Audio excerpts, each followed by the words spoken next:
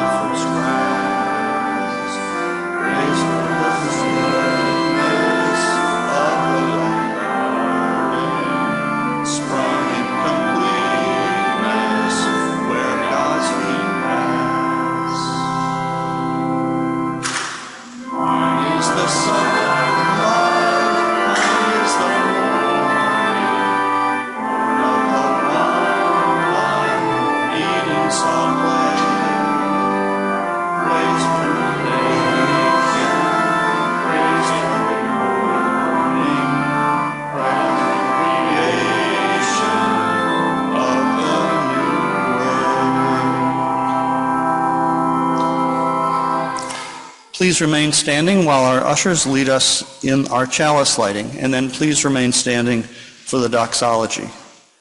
And for all of those of you at home, please join us in voice or spirit.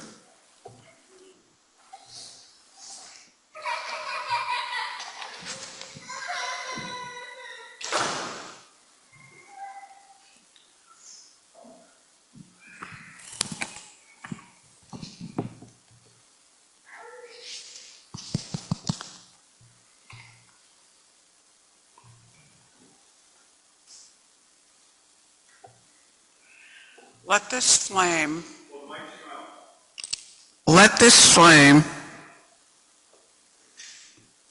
be a symbol of the wholeness we seek. Its brightness dispelling gloom, lighting a path to faith and hope. Its glow reminding us of the sacred bonds that link us to all living things. Its radiance calling us to cast the light of freedom, justice, and peace upon all the world.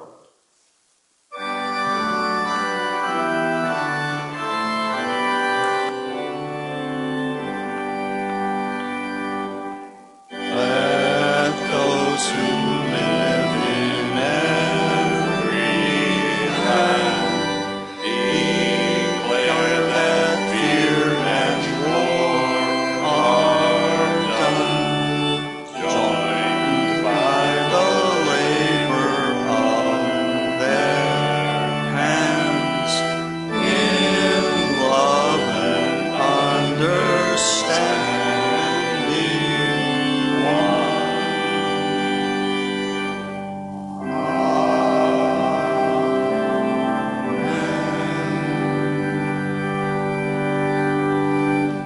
Please be seated. Good morning. Whoever you are, however you identify, whomever you love, wherever you may be on your spiritual journey, please know that for this hour you are part of this one gathered congregation, and you are welcome here.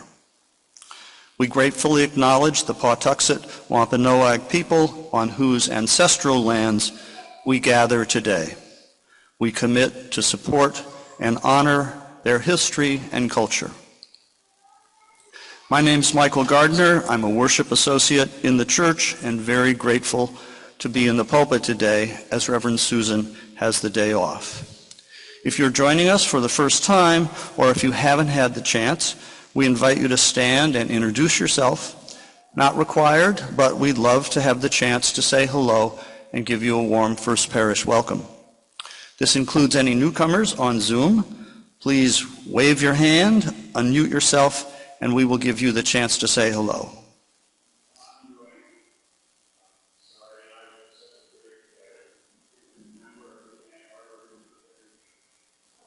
Welcome. Welcome, Tom.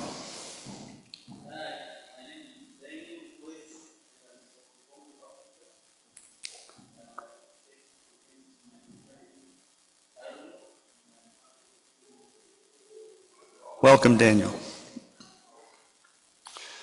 So, anyone on Zoom? Okay. So we invite everyone to join us in the coffee hour, which is reached through that door to my left. Just follow the crowd after the postlude. If you are new or sort of, we encourage you to use one of the red cups so that other members of the congregation can be sure to greet you. A few announcements. As described in the order of service, there will be a celebration of life for longtime member Jim Savicki next Saturday, June 1st at 10 a.m. Jim was a vital and sustaining force in many places, but including on our church's Racial Justice Task Force, whose work resulted in the 2018 resolution for racial justice and equity, of which this service is connected. Jim was also instrumental in helping with the installation in 2020 of our Faith Calls Us to Affirm That Black Lives Matter, the banner out on the front lawn. Note that next Sunday's worship service will be abbreviated starting at 9 a.m. With our annual spring meeting starting promptly at 9:45. Democracy is a principle of our faith, and the first rule of democracy is you've got to show up. We hope you will, either in person or on Zoom. It will be on Zoom, right? Yes. Our governing board president has affirmed that you can attend on Zoom. So, in order to try and ensure a quorum, I thought, well, what about a door prize? That might boost attendance. Thinking of what might be appropriate, I saw ink pens for sale at Ocean State, 3 for $1. I almost got those, but then I had a better idea. Our Universalist forebears, consistent with their name, had a central tenet of their theology, the concept of universal salvation. That is, everyone can get into heaven, unlike the Calvinists and Puritans who thought that only a select few could make it through the pearly gates. So, what could be better? For a door prize, we could offer universal salvation to anyone who shows up at next week's meeting.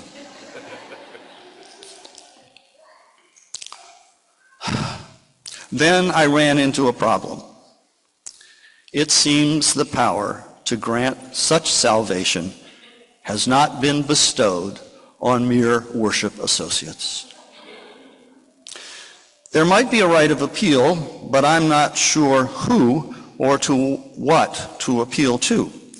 So, if you have any thoughts on this, please see me in the coffee hour. Otherwise, we might have to get the pens.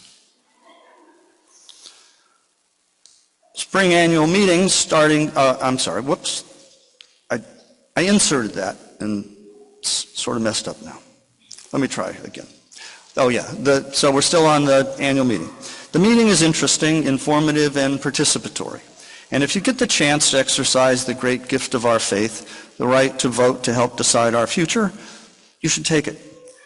Those who've not joined the church as members are heartily invited to attend, though you can't vote without becoming a member first. Oh, and as for showing up, that goes for the summer fair too. to be held on June 15th. The fair has been, for nearly 87 years, our biggest fundraiser of the year, and it is so much fun. Jim Hamilton, who is chair of the fair this year, is away this week, but he asked me to stress these points in the announcements. The summer fair pre-party is Saturday, June 1st at Tracy Wagner's house. All are welcome. Summer fair sign-up sheets are in the parlor. Donated items can be dropped off at the church starting on June the 3rd. And this is where those pens would be handy. Call the office if you have any items that you need to be picked up for Hall Saturday, which is June 8th. And contact Jim Hamilton if you've got any questions. Finally, my thanks to Donna Savicki, who a few years ago shared with me a calendar that lists the anniversary of various historical racial injustices for each day of the year. That calendar shows that 100 years ago today, on May 26, 1924, Congress passed the Immigration Act of 1924, which barred all immigration from Asia. The reason? There were fears that such immigrants would pollute the American gene pool. Given recent public discourse, one is tempted to say, quote, the more things change, the more they.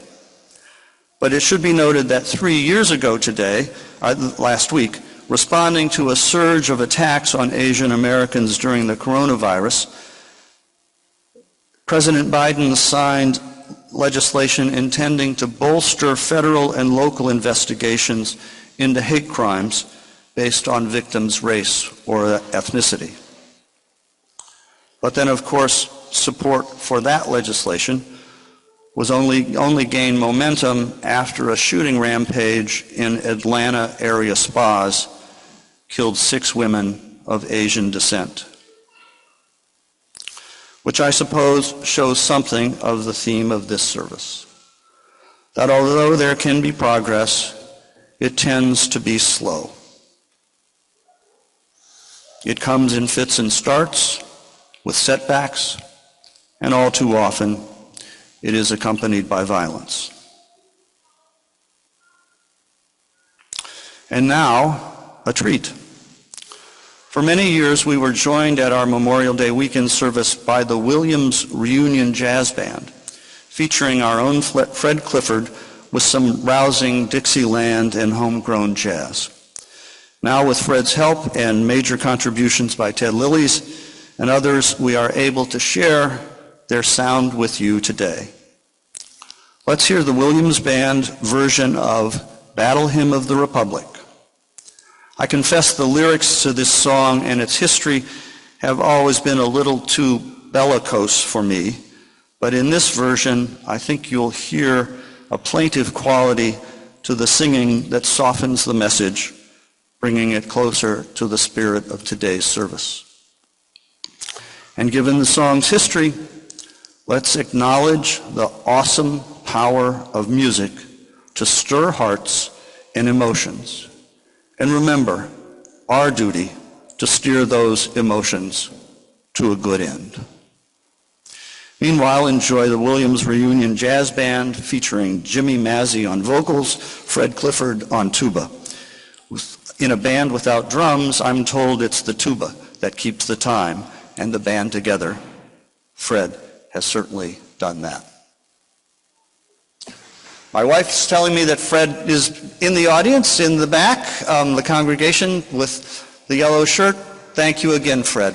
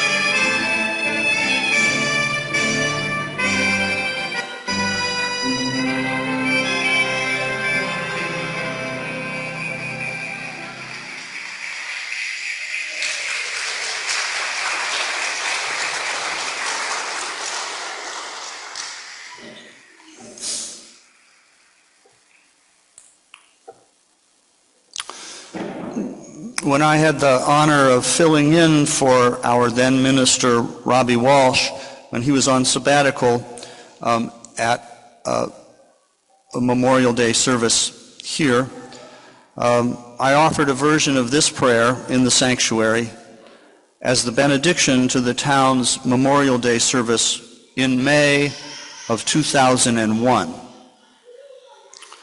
Shortly after, a Duxbury High School student gave a stirring recitation of Lincoln's Gettysburg Address.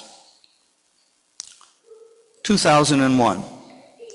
That was 3.5 months before 9/11, before our 20-plus year war in Afghanistan, before our 2003 invasion of Iraq, before Ukraine, before the October 7th attack in southern Israel, and the subsequent war in Gaza.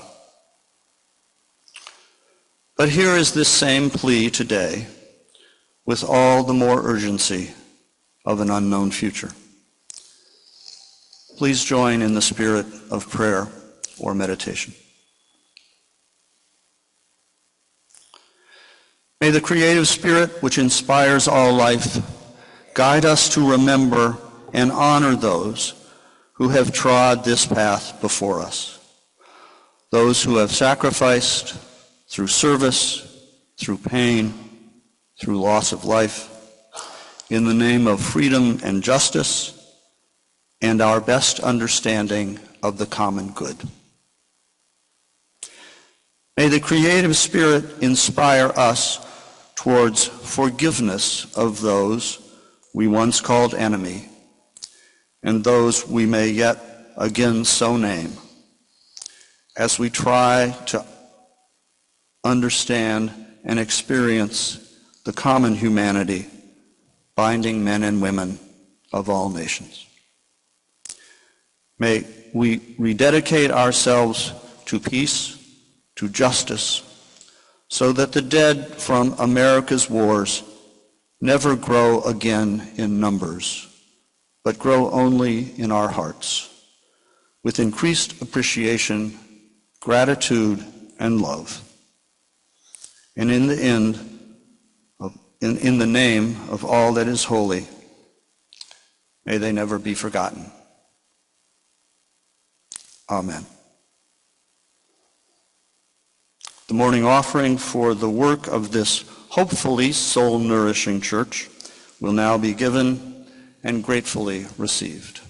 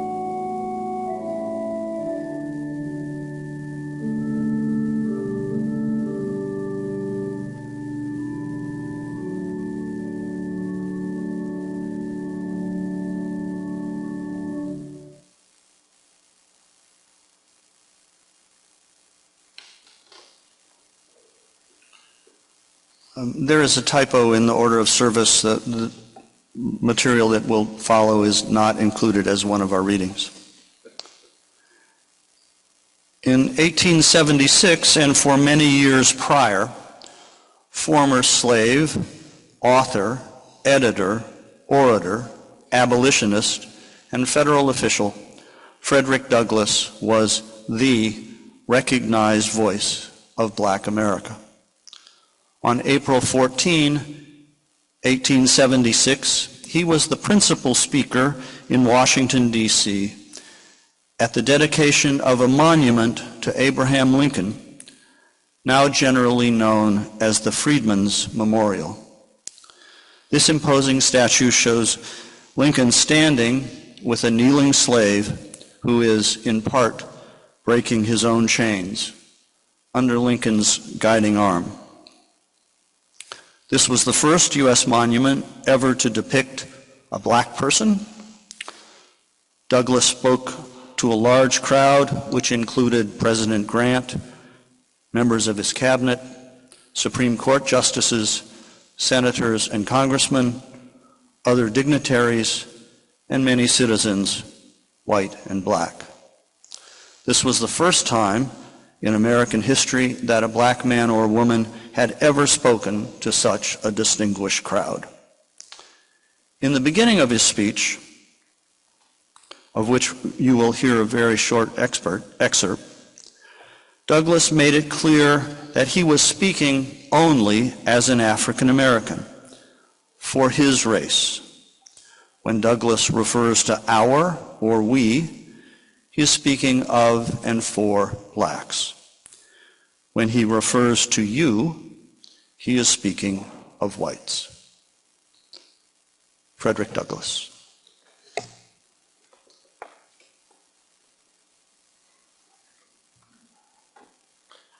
Truth compels me to admit, even in the presence of the monument we have erected in his memory, Abraham Lincoln was not, in the fullest sense of the word, either our man or our model.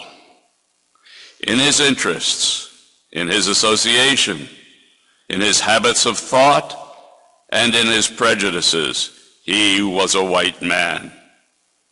He was preeminently the white man's president, entirely devoted to the welfare of white men.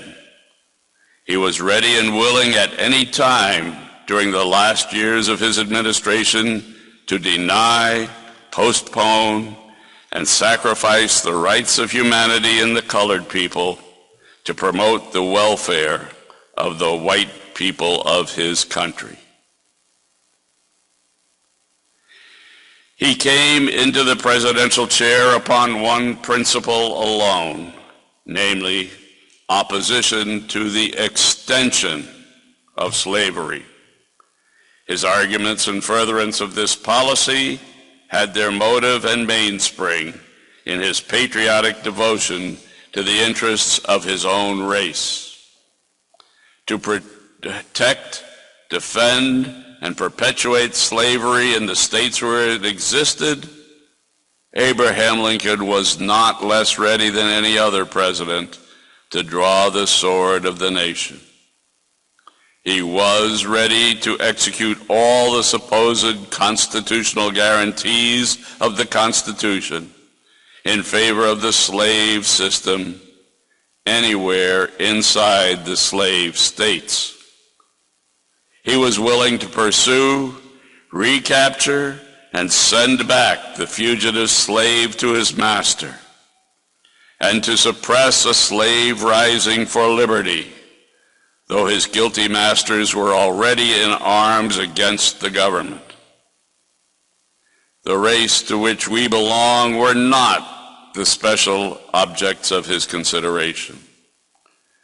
First, midst, and last, you and yours were the object of his deepest affection and his most earnest solicitude.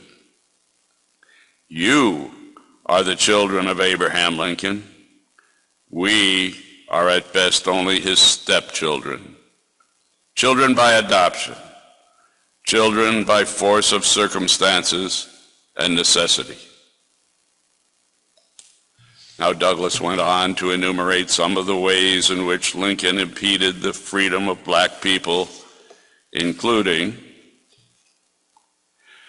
when he tarried long in the mountain, when he strangely told us that we were the cause of the war, when he still more strangely told us to leave the land in which we were born, when he refused to employ our arms in defense of the Union, when, after accepting our services as colored soldiers, he refused to retaliate when we were murdered as colored prisoners, when he told us he would save the Union if he could with slavery, when he revoked the proclamation of emancipation of General Fremont, when he refused to remove the commander of the Army of the Potomac, who was more zealous in his efforts to protect slavery than to suppress rebellion. When we saw this, we were at times stunned, grieved, and greatly bewildered. Now, this event was, of course, a time to honor Lincoln, and Douglass, after this background, moderated his ultimate assessment of Lincoln as follows. But by a broad survey in the light of the stern logic of great events, and in view of that divinity which shapes our ends, rough hew them as we will, we came to the conclusion that the man and the hour of our redemption had met in the person of Abraham Lincoln. Viewed from the genuine abolition ground, Mr. Lincoln seemed tardy, cold, dull, and indifferent. But measuring him by the sentiment of his country, a sentiment he was bound as a statesman to consult, he was swift, zealous, radical, and determined. Words of Frederick Douglass.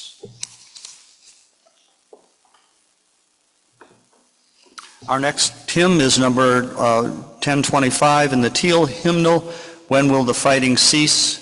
This may be the first time we've sung this hymn. It was written by Nick Page, a musically talented New England UU who has led services here several times in the past. Because the notations in the hymnal are a little complicated, the words are printed in your order of service, and we recommend that you refer there to sing. Edwin will play the music through once, and then we will sing it twice, and it's very short. Please rise in body or spirit and join voices in When Will the Fighting Cease?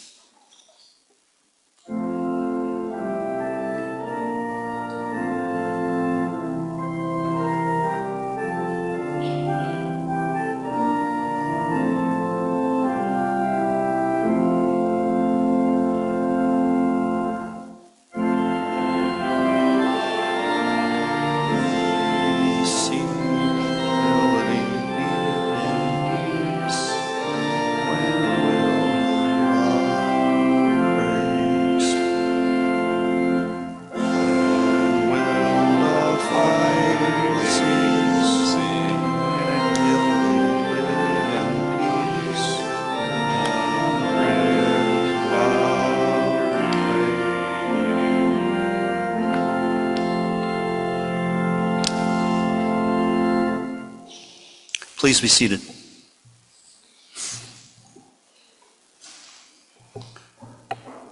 My thanks to the Worship and Music Committee and Reverend Milner for giving me this opportunity in the pulpit today. I'd like to speak on the origins of and the history around perhaps our most solemn holiday. Memorial Day intertwines memory, family, violence, and death. Going way back into deep time, we can trace some of the preconditions making this day possible. There was the era when multicelled creatures learned to flourish by becoming predators, killing and eating weaker, more vulnerable prey. We can go back earlier when the forces of creation implanted within the seed of life its inexorable twin, the necessity of death. Our planet is simply too small to support eternal life. Evolution could not occur without the recycling of all that protein, all that energy, all that striving to survive. Thus, all of life must die to make room for, to supply the building blocks of new life. Because we live, we die. With language, memory, and living in kinship groups, humans must have understood early on that death was a constant companion and that, as omnivores, we needed to kill to live. We must also have learned that, for us and our kin to be safe, to flourish, it was sometimes helpful, sometimes necessary, to kill other groups of humans. And we learned that, for us to prosper, it was sometimes useful to dominate, to enslave those among the conquered that we did not kill. This became especially true once agriculture became a main source of our food around 11,000 years ago. Slavery as a social institution was well established in Mesopotamia 5,500 years ago and codified in the Code of Hammurabi about 1,500 years later. Herein lie the ancient origins of Memorial Day. The more modern origins start in 1619 when some 20-odd captives kidnapped and shipped from Southwest Africa were sold, probably to tobacco farmers in Jamestown, Virginia. In 1662, Virginia ensured that all slaves need not be imported from abroad, enacting a law that provided that, quote, all children born in this country shall be held bond or free, only according to the condition of the mother. Power, greed, and biology made it possible for slave owners to make their own new slaves. Memorial Day inched closer to creation in November 1775, with the colonists in open rebellion. Lord Dunsmore, charged with defending British interests in the colonies, made a public proclamation that any slaves who escaped and joined with His Majesty's troops in suppressing the American rebellion would be granted their freedom. No doubt a cynical ploy to gain recruits while wreaking havoc on Southern society and its economy. Well, it got the attention of slaves and slave owners. Slave owners realized they needed to fully control the government to protect their human property, rather than leave their fate to the meddling and perhaps wobbly British. Slaves belonging to both George Washington and Patrick Henry managed to escape and join Lord Dunsmore's forces. James Madison, whose grandfather was murdered by one of his slaves, saw a slave rebellion as the greatest threat to Virginia, saying that the colony could, quote, fall like Achilles by the hand of one that knows this secret, end quote. That is, the secret of what an armed slave rebellion could do. Edward Rutledge, a South Carolina delegate to the Continental Congress, was blunter. He said Dunsmore's declaration, quote, did more effectually to work an eternal separation between Great Britain and the colonies than any other expedient that could possibly be thought of, end quote. Jill Lepore, a Harvard history professor, recently wrote, quote, not the taxes and the tea, not the shots at Lexington and Concord, not the siege of Boston. Rather, it was this act, Dunsmore's offer of freedom to slaves, that tipped the scales in favor of American independence." End quote. Though I never heard this analysis in high school history class, I accept this truth to be self-evident.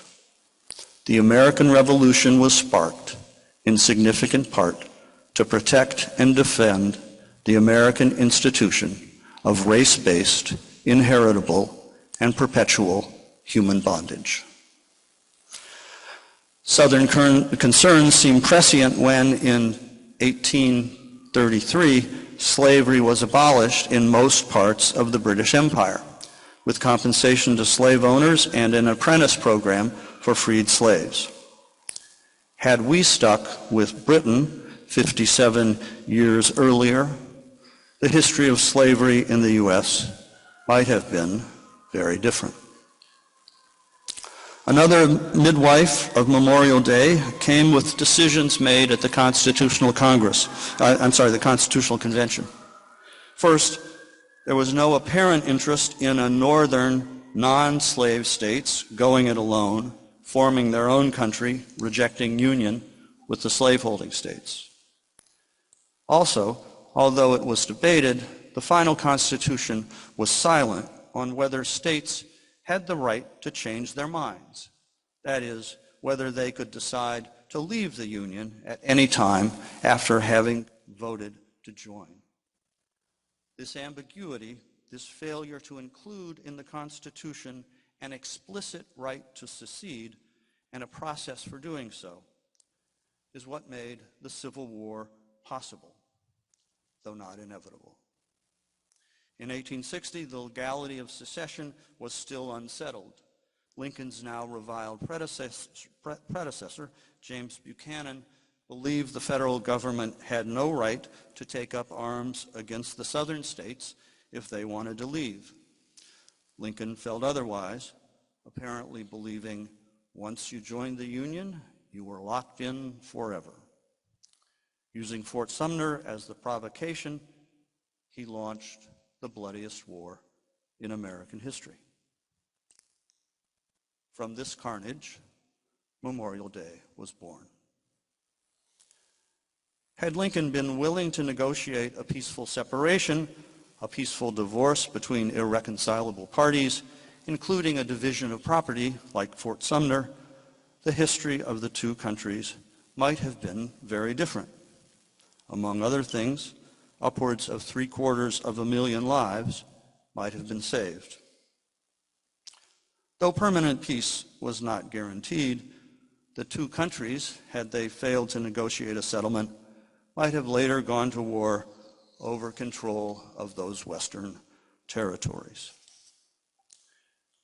But the future of slavery would have been very different. But it's complicated. Remember, at the start of the war, the future of slavery in the South was not in dispute. As Frederick Douglass so pithily reminded us, when the war began, Lincoln had no intention to abolish or otherwise limit slavery in the slave states. He believed slavery should be contained within its existing boundaries, but prohibited in any of the Western territories. Neither Lincoln nor the North was fighting a war to free the slaves. Lincoln's war rationale was, quote, preserving the Union, end quote, by threat of death to those who insisted on leaving. In 1861, he supported a proposed 13th Amendment to the Constitution that would have preserved slavery where it then existed. As president, Lincoln resisted any efforts to improve the lot of slaves if he considered that to be detrimental to the war cause. As Douglass noted, Lincoln rescinded Union General Fremont's proclamation emancipating Confederate-owned slaves in the West for fear it would drive the border states into the Confederacy. Had the war ended within the first 18 months, slavery would likely have continued unchanged. But the North was struggling. Lincoln's own Emancipation Proclamation and the decision to finally accept blacks into the Army were decisions made to aid a flagging Union war effort and disrupt the South. The Emancipation Proclamation didn't affect the border states. It applied only in states in active rebellion, that is, mostly where it couldn't be enforced. Blacks were accepted into the Army because the Union needed the bodies. Recruitment and conscription of whites were not meeting the demands of the war machine. In 1864, as the war ground on, as the death toll grew higher, and as the South seemed closer to defeat, as Douglass described it, the man and the hour of black redemption finally met. Lincoln endorsed a different 13th Amendment to abolish rather than preserve slavery. Though not initially intended to do so, the war finally had a purpose that we might regard as worthy of its great cost. This is something to remember on Memorial Day. But though legal slavery was abolished, many of the promises of freedom proved Pyrrhic, ashes in the mouth.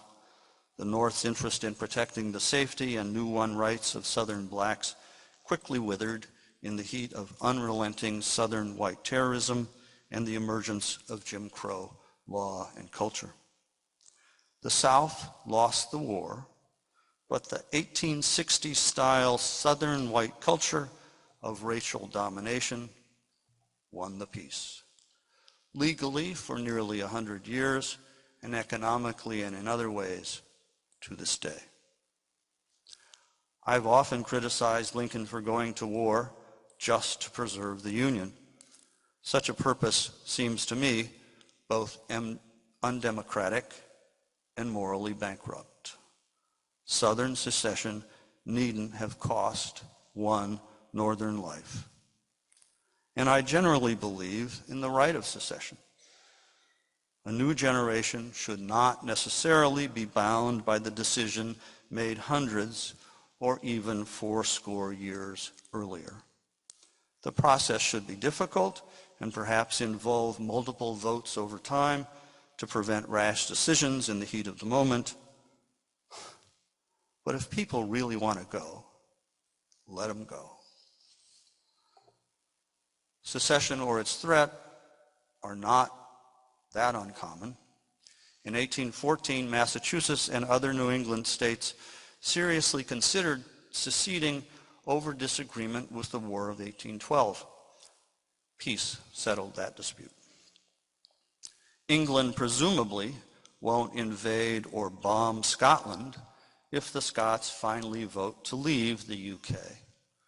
If French-speaking Canadians had ever voted to break away and form their own country, as was threatened a generation ago, such divorce would likely have been peaceable, if not amicable. But of course, in the U.S. context, the problem was always slavery. If Lincoln had avoided the war or decisively won or lost in those early days, slavery would probably have been kept intact. Dealing with this problem, I always thought that Southern slavery could not continue indefinitely. Surely the South would eventually end slavery on its own, out of shame, international isolation, technical and economic change, or the moral arc of the universe bending towards justice. But given the persistence of violence against blacks, racism and economic and social injustice from Reconstruction into the 21st century, I'm no longer so sure of that. Unfortunately, in today's climate, it is hard for me to imagine the South transitioning from slavery to true equality voluntarily. Had the Confederacy remained a separate country, perhaps the only way slavery could have ended was through Madison's fear: slave rebellion and race war. the South's blood-soaked Achilles heel. Another reason to cherish Memorial Day. For as awful as our history has been, it could have been worse. On Memorial Day, let us remember it took all those deaths and over 100 years. But whatever progress we might have made, it began there all those years ago. However, let's also acknowledge our Civil War isn't really over. It just goes on by other means. In fights over wokeness, voting rights, abortion, reproductive justice, reapportionment, immigration, gender, Medicaid eligibility, guns, climate change, flags, monuments, naming rights for military bases, and in many other ways, we replay old grievances. The Mason-Dixon line has stretched, shifted, and expanded, but it still divides us. Memorial Day has been caught in this low-grade warfare, as North and South for over a century and beyond have avoided common observance of this day. On May 1st, 1865, 10,000 recently freed slaves and a few whites marched in Charleston, South Carolina, honoring 260 Union soldiers who had been unceremoniously buried in a mass grave after dying in a Southern prison camp. Before the march, freed slaves had moved the bodies to individual graves on the site. Black children carried flowers. Black preachers spoke over the graves. This was the first known mass event honoring Civil War dead. Southern white women decorated the graves of Confederate dead during and after the war. In 1866, women in Columbus, Georgia, urged that an annual holiday be established to decorate the graves of Confederate soldiers throughout the South. They proposed the holiday for April 26th, the day the last Confederate army surrendered.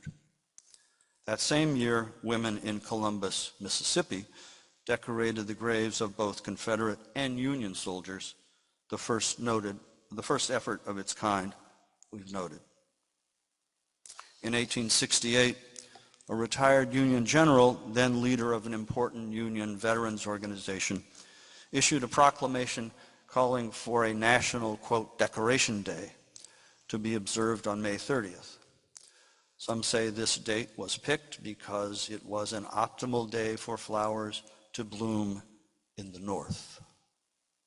Many northern states quickly adopted the practice, and by 1890, Decoration Day was an official holiday in every northern state.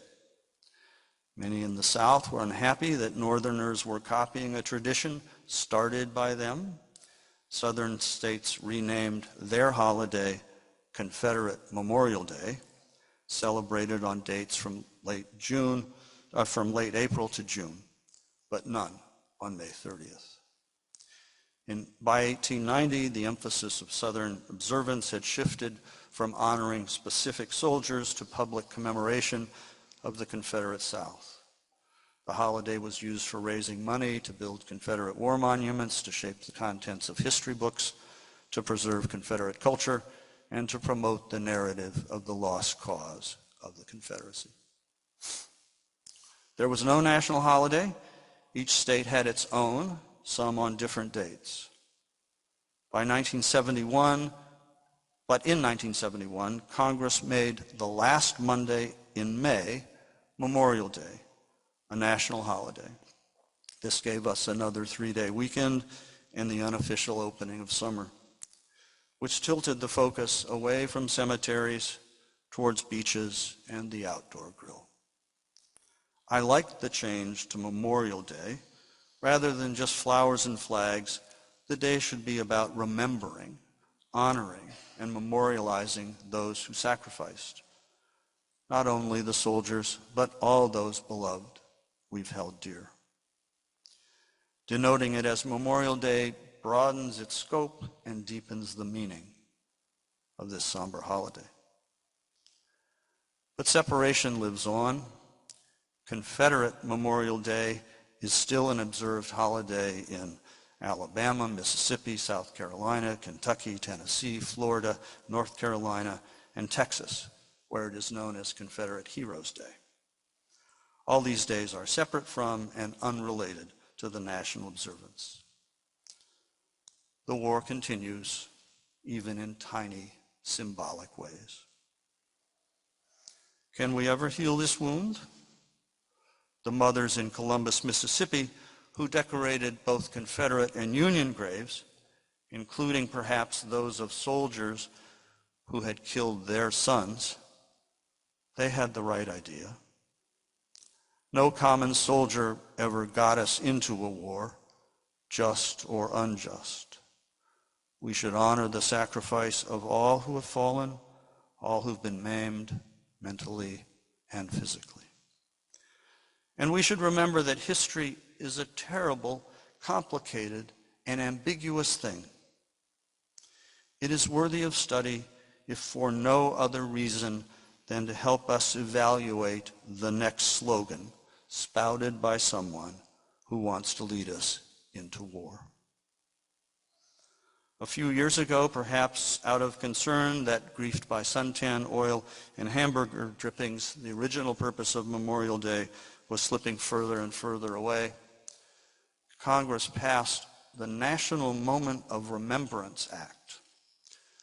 This declared 3 p.m. local time on Memorial Day as a day for all Americans to stop what they are doing and observe a few moments of quiet contemplation.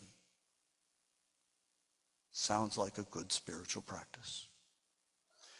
In moments such as tomorrow at 3 and always, we need to honor all the dead from all the wars, whether we agreed with their war aims or not. We need to do this. Our common humanity requires nothing less. So when 3 o'clock comes tomorrow afternoon, let us all pause and remember and honor the sacrifice of so many and resolve to work together with the help of our better angels to truly bind up our nation's wounds and ensure true equality for all. Perhaps with this gesture, some of the sadness may lift. May it be so. Amen. Please rise in body or spirit and join voices in singing hymn number 205 in the gray hymnal, Amazing Grace.